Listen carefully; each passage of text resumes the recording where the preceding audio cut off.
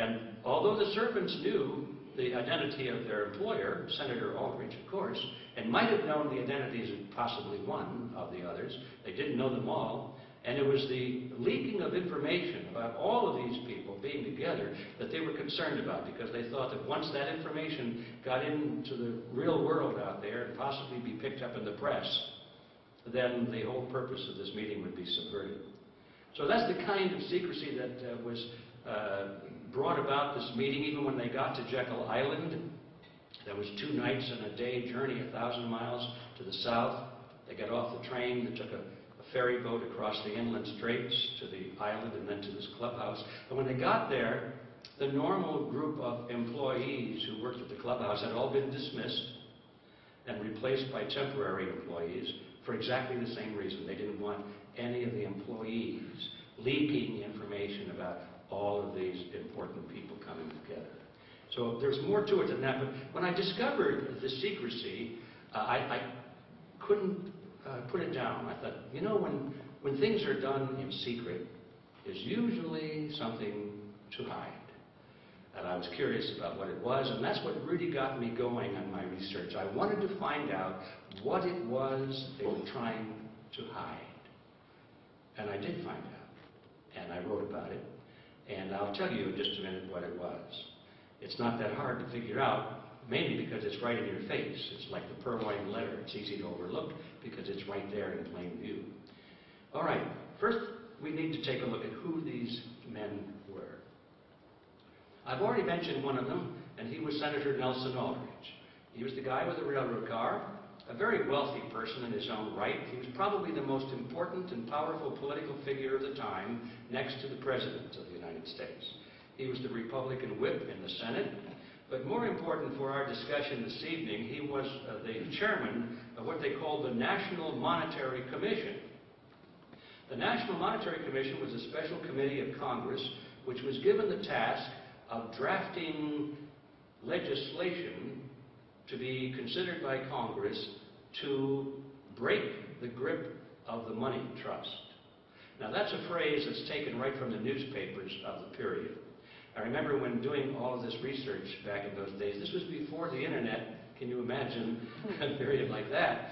And to get these news references, it was necessary to go down to some big library. I spent days and days, if not months, possibly years, and add it all together, at the Los Angeles Library in their microfilm department. You know, those big machines, you sit there all day long, you turn the crank, and the microfilm goes through the machine and is projected onto a big table, and you can just whiz. You see the whizzing before your eyes. All the history of the United States is whizzing by day by day by day. You feel like you're God looking down from heaven, watching history go rushing by. And but you get pretty good after a while. You start looking for phrases and topics, and all of a sudden I'd see something go, whoops, back up. What was that? Oh yeah, break the grip of the money trust is a phrase that came up over and over and over again, especially on the editorial pages of the New York Times.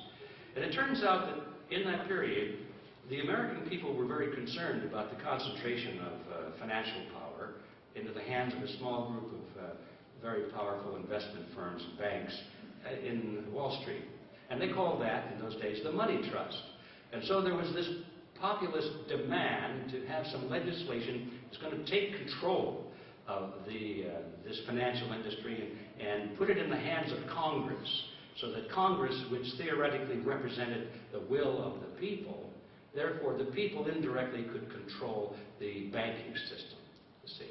So the idea was that you couldn't trust those big bad bankers, but you certainly could trust those nice, trustworthy politicians. Kind of the built-in theory behind that. But that was the pressure of the time, and the whole purpose, or I should say the main purpose, of the Federal Reserve Act was to break the grip of the money trust and to prevent all kinds of bad things happening in the economy that had been going on previously, like bank failures. See, the banks weren't being bailed out in those days. They just failed. And people did lose their money, the depositors that had money in those fraudulent banks. But the banks went out of business. They weren't propped up and left intact to do the same thing over and over and over and over again, you see.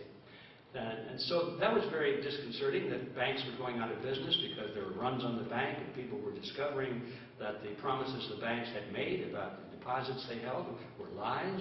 And so when depositors find out that their bank doesn't have all the money they deposited in the bank, they get very nervous about that. And so they line up outside and say, I want my money. And when the banks see that lineup, they think, uh-oh, we don't have enough money to pay all these people. We've spent it or loaned it or something. And so they declare a bank holiday and they close their doors. Well, that sort of thing was going on, and the American people said, well, we've got to have our Congress put a stop to this. And so the purpose of the National Monetary Commission was to explore legislation which was going to put an end to all of that kind of economic catastrophe in the system, and to defend the American consumer and to stabilize the purchasing power of the dollar and all of those things that the Federal Reserve System has never done. But that's what the whole idea was. And so back to Aldrich. He was chairman of that committee, and he was an associate, a business associate of J.P. Morgan. He was the father-in-law to John D. Rockefeller, Jr. So it's sort of in the family, as you can see. Being the father-in-law to John D. Rockefeller, Jr., that means he was the grandfather of our former vice president. You may remember Nelson Rockefeller. If you remember his middle name, it was Aldrich, Nelson Aldrich Rockefeller. And so he was named after his famous grandfather.